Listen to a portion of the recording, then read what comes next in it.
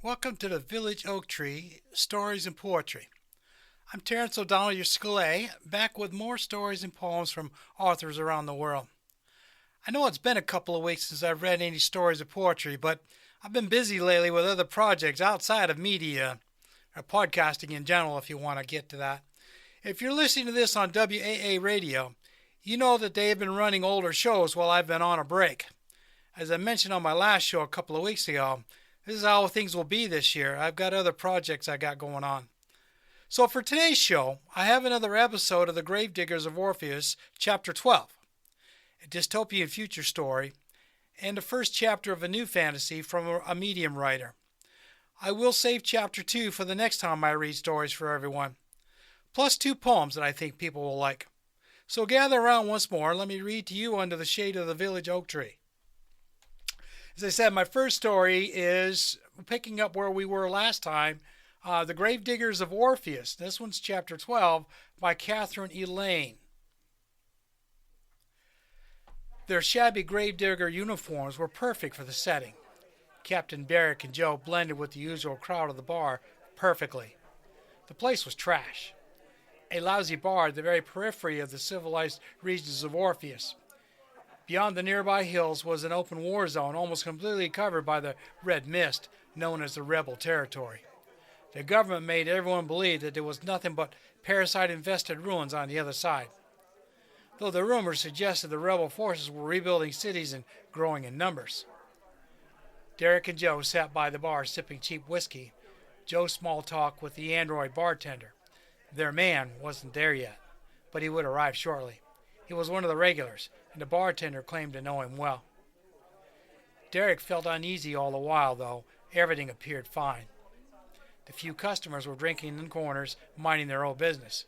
The old-fashioned television murmured in the background, behind the bartender's back, showing rows of faces unknown to Derek. "Well, it's a darn shame, ain't it?" said Joe after taking a swig. "What the dispatch said?" Derek nodded. He knew they must get rid of the old Vulture 05, his home for the last 10 years. And with it their gravedigger days would be over. No ship meant no grave-digging missions. Not that it mattered. If the government had labeled them as rebels, their future was determined, a life of running and hiding. But first they had to get the illegal fuel to fly away and find Doc Liz's friends who might eliminate the microchip in Sophie's head. Also, the wounded Morbillard Aki wasn't stable enough to be moved. No, they couldn't give Vulture away, not yet. Derek clutched his half-empty glass. Something wasn't right. Every cell in his brain sensed the danger lurking nearby. Derek took a sip, but spat it out the very next second because he saw his face on the television. The official government channel showed the faces of rebel forces around the clock, wanted dead or alive. "Cap, get out! Get out now!" Jimmy yelled in the transmitter, attached near Derek's ear. Joe heard it too. Both jumped up and ran to the exit. The moment both got out, Derek saw the ghoul ship approaching from afar with some of the ghoul officers running their way. Gunshots filled the air. "Jimmy, fire the engines and fly!" Derek yelled. Jimmy didn't answer. Derek and Joe ran, hiding behind large rocks. Though armed, they didn't dare shoot back at so many. Derek saw a strange determination in Joe's eyes. "Go, Cap," he whispered, with sweat dripping down his forehead. No, Joe." Before he knew it, Joe jumped from behind the rock, firing back at the ghouls, so his captain would have time to escape. Derek nearly joined him. He would never leave one of his men to die, no matter how noble the cause. But somebody from behind the rocks grabbed Derek by the hand and pulled him onward, simultaneously shooting at the ghouls. It was Sophie. Derek was too stunned to ask anything. Her usually soft features appeared sharp, almost robotic-like. Her every shot hit the target. She was a petite killing machine, wearing a gravedigger uniform. Sophie shot the ghoul officers nearing Joe, while he limped to his captain and collapsed. Nobody said a word. Derek picked him up and ran to the Vulture while Sophie covered them. She never missed a single ghoul she shot at. The door of the Vulture swooshed open for them to jump in. Vulture took off into the red mist beyond the hills, though their flight would not last long because of the fuel shortage. Never had a patient sticking a gun in my face and a baby in my hands before.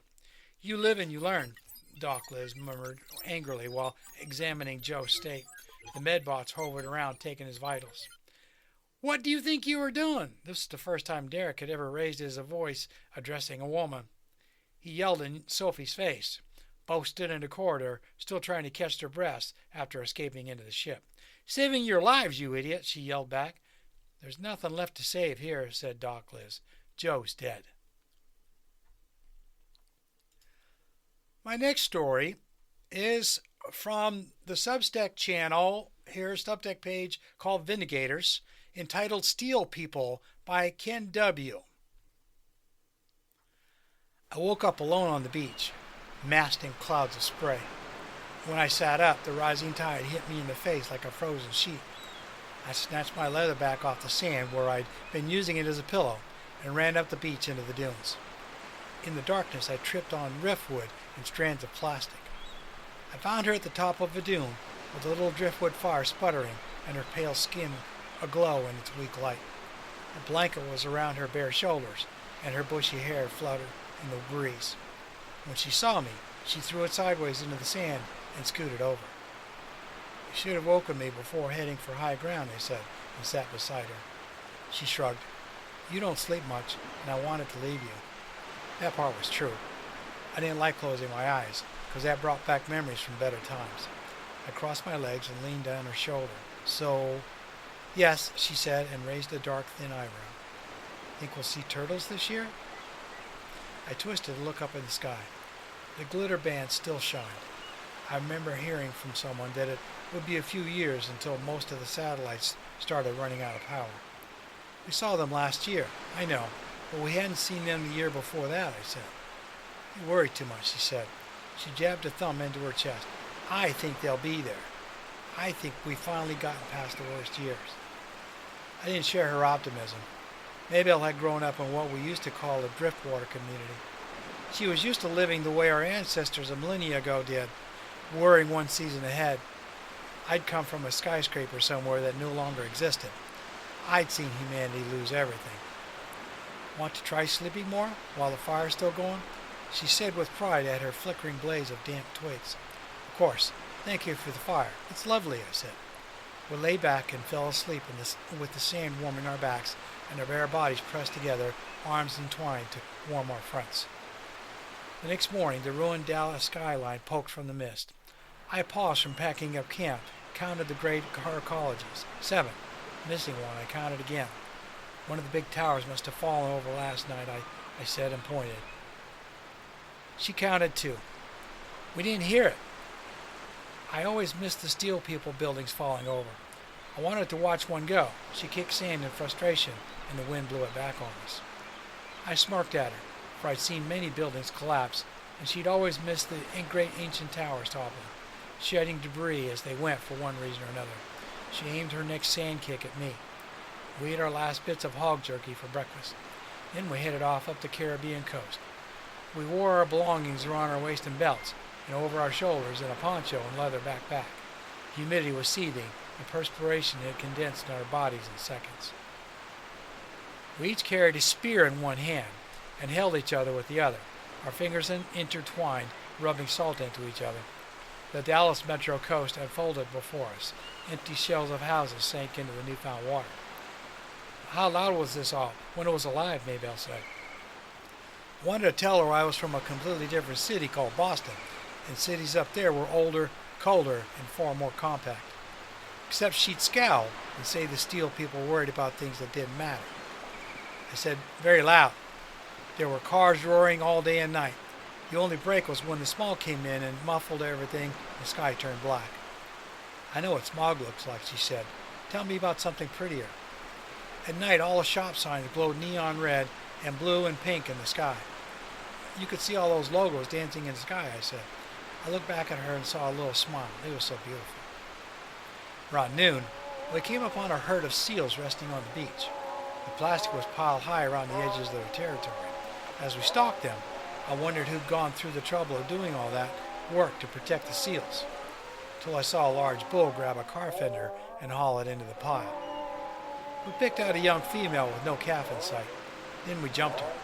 The pack hauled themselves hooting into the water, but I sprinted faster. I killed her. We dragged her corpse far from the seal beach as we could and spent the afternoon prepping her. That night we had nice blubbery seal meat.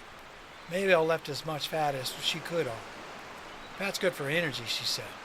I didn't question her. I was just glad to have a full meal in my belly and weighing me down for the first time in weeks. As we cooked, the air grew hotter and wetter until it was a seething soup. The act of lifting brown seal meat to my lips generated perspiration up my arms. I looked over my shoulder. The Dallas skyline was dark finements against the deepest black well of storm clouds. They drove specks of flocking birds and fronds of plastic refuse before them on a flowing cloud like a bride's dress fluttering around her feet. I looked at Maybelle and reached out an arm. She surprised me by throwing both her arms around me and burying her head on my shoulder. Her bushy blonde hair tickled my chin and made my nose itch as I kissed her greasy scalp. We found a solid stone wall and hunkered down. We stretched our lone blanket like a tarp and weighted it down with the heaviest rocks we could find. I dug a hole just outside and shoved our rain catcher in, then checked the filter. All good. I crawled inside our little nap hole. She unfurled her arms and entangled me. There was only darkness, sweat, and our slickly wet bodies sticking together. We heard it first. The ground shook and groaned around us. A few insects fled across my back and up out the exit. Fools, I thought. The wind whipped them away. It blew the tarp in until it was concave and taut. Rain pounded the outside. Abandoned buildings groaned, but over it all came a deep, agonized roar. It rose to a painful howl and fell to a dying animal's moan as the tarp went slack. Then it rose to a howl again and screamed louder and louder. Water trickled under the tip and ran in two streams, one over my shoulder blades and onto my back, one over my breast and down to my belly. I shivered and hugged Maybelle close. Sure, any moment would end our lives in a wall of water and terror. I hoped it would be too quick to feel. And I felt her tremble and hug me tighter. That feeling of someone clutching me tight as I was holding her, relying on me to protect them, it stoked a warmth within me. Whatever happens, I'm grateful to spend the end days with you, I whispered in her ear. I'm sure she couldn't hear me. My words crushed into the back of our little safe hole. Yet she must have felt my lips moving and understood. She dug her fingernails into my back and nodded into my chest. The tarp ripped open and water vapor sprayed us. I hugged her tighter and twisted to take the cold shower. She shook her head. We suffered together. It went on for hours. Hurricanes had an eye, even the modern titanostorms. We must have missed it because it never stopped. At some point I felt Maybelle let out a long snore into my shoulder. I was horribly, destructively envious. Until a high-pitched scream raced overhead. She shot awake and dug fingernail furrows into my chest. It's me, I gasped in pain. She stopped and then hugged me and stroked my bleeding shoulders as the screaming continued. I'm sorry, she said. Then she cocked her head up. What is it? It howled right overhead until punctuated by a brief blast that shook the ground. I knew the sound of a scramjet. They always blew high over the city, screaming so loud we had to halt school until they stopped. There goes someone important, Father always said with a genuine delight. A jet, one of the steel people's flying machines, I said. Why is it out here in a storm? She screamed back so I could hear. I shrugged hard as I could. My shoulders ached and I flinched. Sorry, she said, and kissed me with salty lips.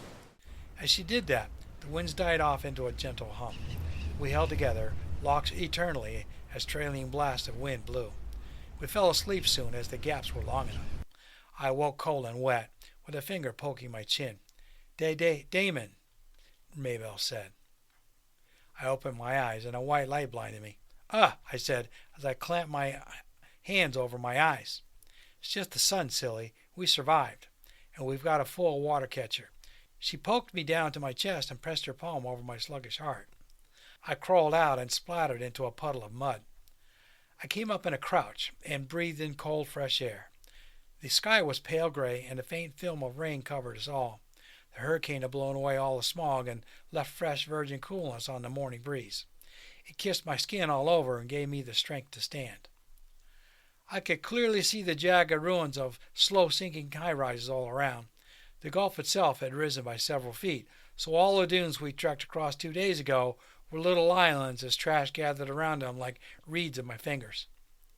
It was such a sweet morning, I fished a brush from my leatherback, the tiny bit of soap we'd borrowed once so long ago, and started scrubbing. Maybelle emerged and did the same. She stretched out each tress of her hair and brushed the grime from it. Where's the rain catcher? I said. I changed the filter, put it up there, she pointed, at the top of the stone wall. It sat there, pristine and beating sweat like one of us. 6 liters of clear drinking water, free of dirt and pollution. I got thirsty looking at it. I was going to fill up all our bottles, but remembered how scared you were when I left you sleeping alone, she said. I took her cheek and kissed it. Thank you, my doomsday companion. Stop calling it doomsday, she said. She plucked her water bottles from her pack. It is. I saw the floodgates of Boston collapse. Even if there's still my fellow steel people out there, I know it's all over, I said. For you, maybe, she said. For me, it's another day. I shivered at how easily the fall of human civilization could be brushed off. I watched her fill her bottles, then handed mine over. Yet, I was jealous of her for not knowing more. Then she took my shoulder and gave me an apology with a wide-eyed stare I felt myself falling into. Any nightmares, she said. No, the storm must have blown them away, I said. Me old mom said the storm winds blow away all our evil spirits. That's why the waters send them whenever it gets too humid, she said with a toothy grin. Now, if you've got nothing else to do, we need to find that jet. Maybe it's full of goodies for us. Yeah, let's do that, I said. I shivered. I didn't want to see the luxuries of civilization. Even now they reached out to me for a society I could return to, one pumping full of fresh water and ready farm food. Mabel saw I was afraid, so she insisted we wear armor. Without a scrap of body armor, we found a patch of pure mud smelling like clean earth and smeared ourselves head to toe in gooey blackness. I felt silly at first as we covered each other, and I took care of painting around her eyes and nose. Yet I worked away at her back, and she got mine. So she so thoroughly covered me that I began to believe and covered her just as thoroughly. When it was done, we were pitch black and Sheila from whatever my fears were. We hefted our spears, and I extended an arm. Mabel locked us back together, finger to finger. Finding the crash site was easy. I was scaling the highest hill and looking around till we saw fresh, shiny metal amongst the weathered ruins. It sat right on the shoreline, nose pointed towards the surf. It was a millisecond of flight time away from being lost forever. Best of all, nothing was moving. We communicated by hand squeezes. I counted to 3, and we leapt down together, landing with a combined grunt. She gave a single squeeze to tell me she was okay, and I led us away. The debris narrowed the street until I brushed my shoulders on either side, so I went first. I kept my spear pointed ahead and tucked under my left arm, while my right arm was held behind me to maintain my link with her. We emerged onto the beach.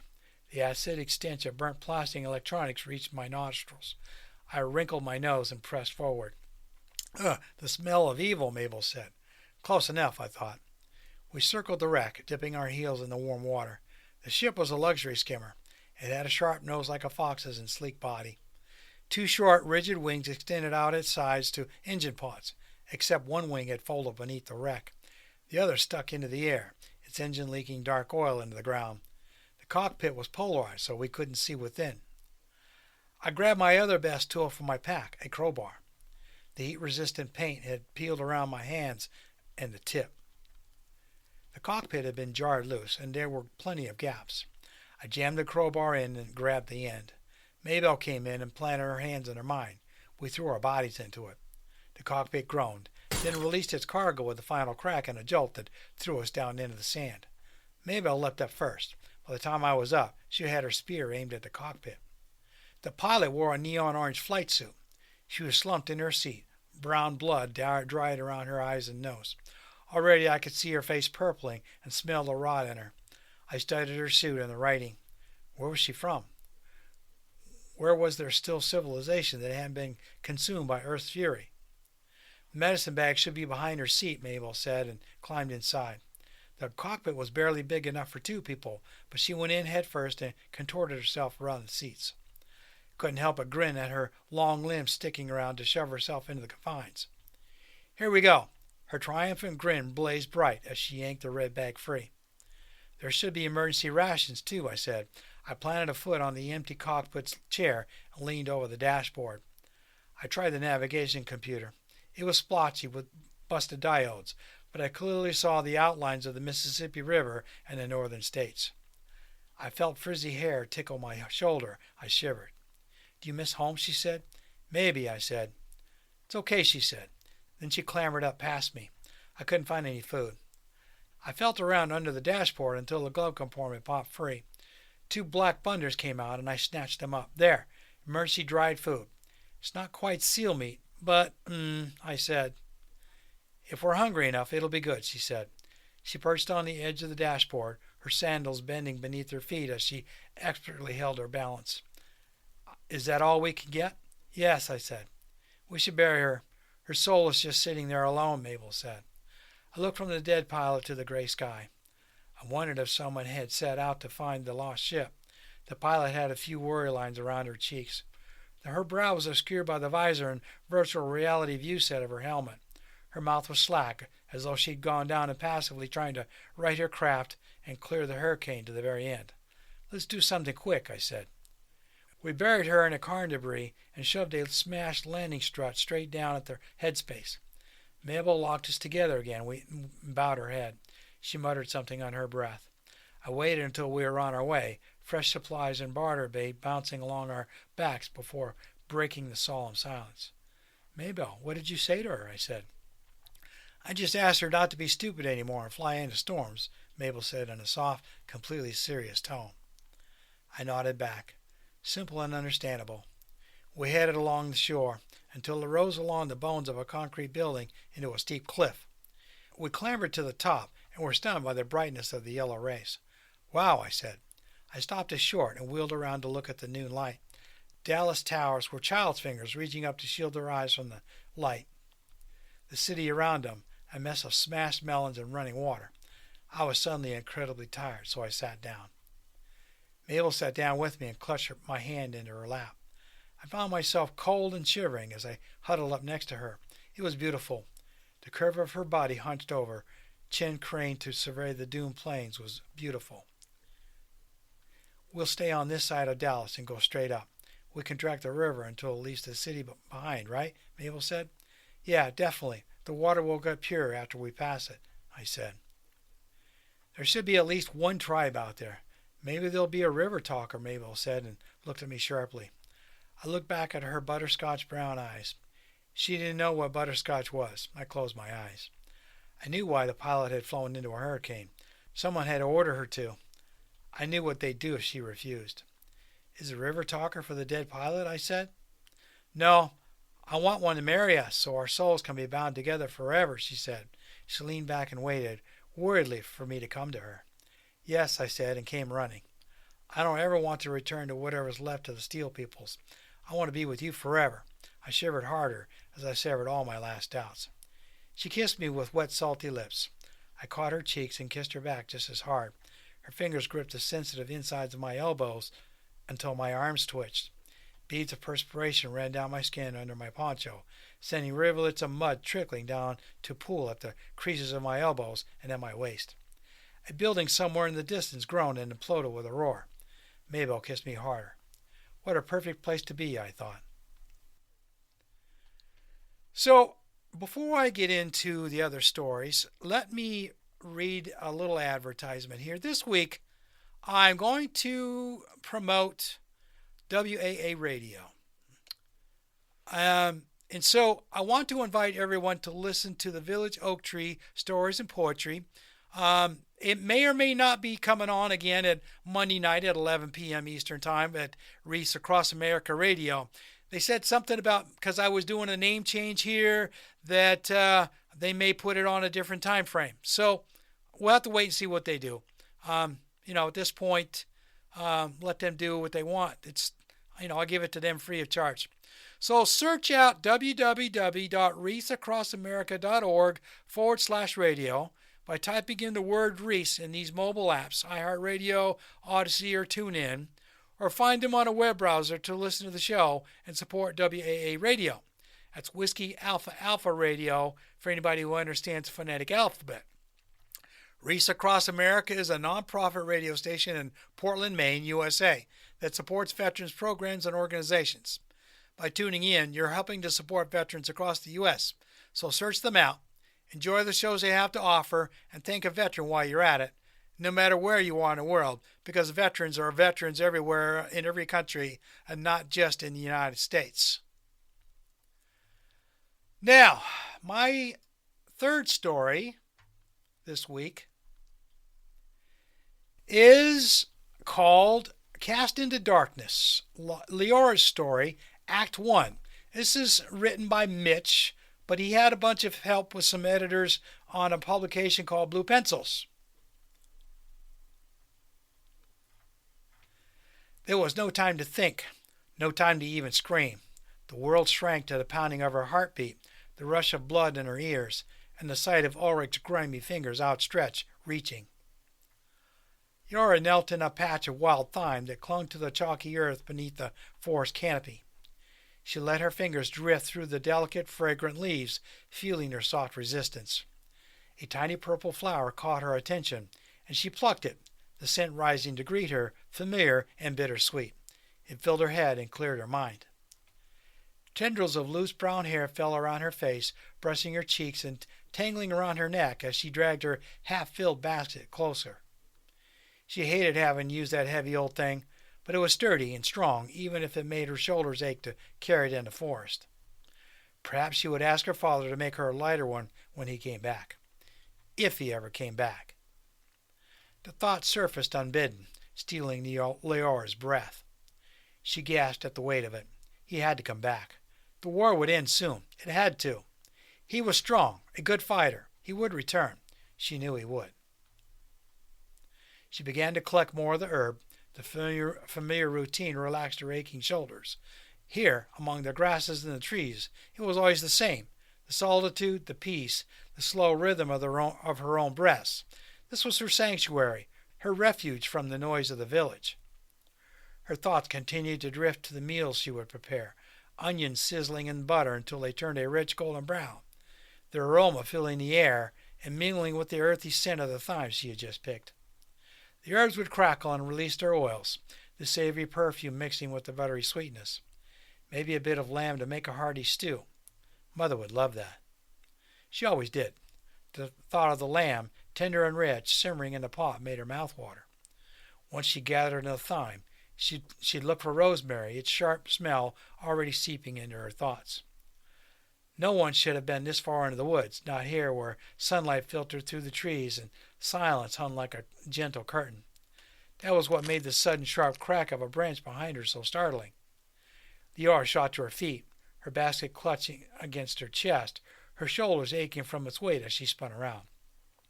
A man made his way through the trees toward her.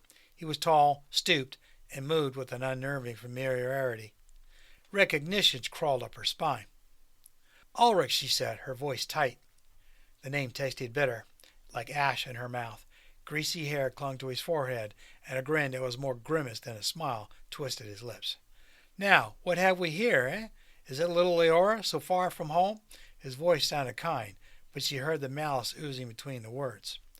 "What's a girl like you doing so far away from anyone?" His grin widened, revealing stained teeth, already blackening at their roots. She took an involuntary step back, the heavy slats of the basket dug into her ribs. "I'm collecting herbs, Ulrich, for cooking. Her voice trailed off as he took another step closer. His eyes glinted, hungry, not for food, but for something darker. She'd seen that look before, in other places, on other men. It was a craving that had been left unattended for too long until twisted into cruelty. "Surely, little bird, you must be lost, so far away and all by yourself. Let me help you." Ulrich wiped his hands on his stained trousers, smearing streaks of dirt across the fabric. Leora straightened, her shoulders stiffening despite the quiver in her knees. "I don't need help, Ulrich. I was just leaving. Mother will be expecting me." The quiver betrayed her, and she hated it. Hated the fear that crept into her voice. "Mother, is it?" His voice dripped with false concern, the mockery clear. "Does she know where you are, little bird? I bet she'd worried if she knew. But she doesn't, does she?" He took another step, his hands reaching, fingers curling and uncurling. "It's dangerous out here. Does anyone know where you are?" And then he lunged. There was no time to think, no time to even scream. The world shrank to the pounding of her heartbeat, the rush of blood in her ears, and the sight of Ulrich's grimy fingers outstretched, reaching. She twisted, her body moving before her mind caught up. His mouth curved into a cruel smile. He was close, too close. His hands gripped her shoulders. Filthy fingernails bit through the thin fabric of her blouse and raked painful welts across her skin. But instead of the icy rush of fear, Leora felt a different heat surge through her. It was fiery red and hot. Rage filled her veins and burned away her fear. She could hear her heartbeat slamming in her chest like a trapped bird. How dare he? How dare this vile, wretched man think he could hurt her? The forest seemed to pause, to hold its breath. The trees leaned in closer. She could almost hear them. They spoke words without meaning, whispers in the leaves. Tingles worked their way up into her shoes. Stand, the trees said. Somehow she could sense their slow strength, their will to endure. It was old and quiet and would not be moved, not by anything men could ever do. Closer the trees leaned. Their voices filled her ears. She felt their roots clawing into the earth, drawing strength from deep below. Stand! Without thinking, Leora swung her heavy old basket. Her muscles strained as she put every ounce of herself into the motion. The basket connected with Ulrich's chin with a dull, bone-jarring thump that reverberated up her arm. His eyes widened in shock. His expression froze in disbelief as he staggered back. His hands flew to his face as the wood shattered into splinters. Blood, hot and red, burst from his nose, spattered down his rough beard threaded with gray. She watched fat drops catch the dappled light and fall like shards of ruby crimson against the dark earth. There was no time to think. She dropped the ruins of what was left and ran, her feet pounding over the wild thyme, crushing the purple flowers beneath her heels. The forest blurred around her as she pushed herself faster and further away. Behind her, Ulrich's voice rose, broken and distant, swallowed by the wind and the whispering trees. Come back, little bird. I only wanted to help. Then he laughed. It was mocking and cruel and grated against her ears. She didn't look back. So that's, and like I said, next time I read stories and poems for you guys, I'll read the second chapter. Now I have a couple of poems for you. This is a story. It's kind of makes you think a little bit. It's entitled I Am. An I Am poem, she says, by Zealand Sam from Singapore. And this is published in Catharsis Chronicles. I am the burning light of my truest self. I manipulate the sacred energy of the earth. I bloom like the trumpet of an angel. I am protected by powerful ancient magic. I let my emotions flow like a sparkling river. I feed the essence of my soul. I ground myself on the enchanted forest floor. I manifest my dreams and deepest desires. I remove the cloak of my self-limiting beliefs. I peel off my burdens and watch them burn. I am embraced in the arms of the universe. I make my inner child feel safe. I transform and craft my own reality. I stop defining myself with social labels. I erased past wounds and cut cords that no longer serve me. I learned to say no without the guilt. I am secure in the sanctuary of my mortal body. I leave the past versions of myself to die in the shadows. I communicate with my guardian angels every day. I put myself first after a lifetime of self-neglect. I believe in the magic that flows within me. I let the stars guide me to the missing parts of my soul. I feel safe in the rush of the cosmic flow. I admire and love the spirit that lives within me. I love the reflection that used to bother me. I use my words as a voice to inspire others. I have a deep purpose for existence. I comfort my wounded soul with tender love and compassion. I live in the here and now. I welcome the gifts from the universe with open arms. I am that I am. My last poem is entitled Bittersweet as Darkest Chocolate, My Heart Beats Wild by Mariana Bosarova from Bulgaria, published in the Good Vibes Club.